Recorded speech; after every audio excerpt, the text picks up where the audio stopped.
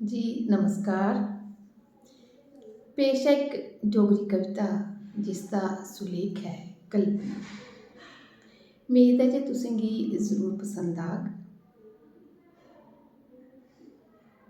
उड्डा करदी ही सुखने च मैं कल्पना दे फंगे कन्नै, कल्पना दे शमानै च उड्डा करदी ही मैं सुखने च, कल्पना दे फंगे कन्नै, कल्पना दे शमानै च मैं अपचेतन च मचलदी लपटोंदी कुसै बेल साई।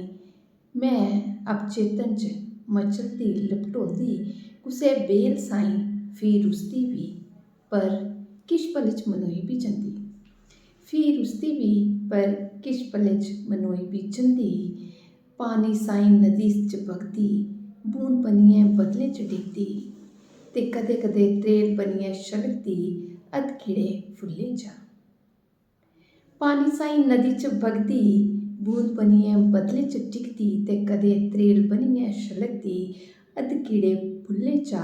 ते कदें कवि दी कलम बनियै, ते कदें कवि दी कलम बनियै अत्थरुएं नै शब्द लिखदी। ते कदें कवि दी कलम बनियै अत्थरुएं नै शब्द लिखदी। पर पले च सुखना टुटी गेआ, पर पले च सुखना त्रुट्टी गेआ। मेरे शब्द मेरे नै रुस्सी गए, सज्जी नी सकी मैं सबरियै बी, बुझी गेई मैं दियें साई, कल्पना ते कल्पना ही। पले च सुखना त्रुट्टी गेआ, मेरे शब्द मेरे नै रुस्सी गए, सज्जी नी सकी मैं सबरियै बी, बुझी गेई मैं दिये साई, कल्पना ते कल्पना ही।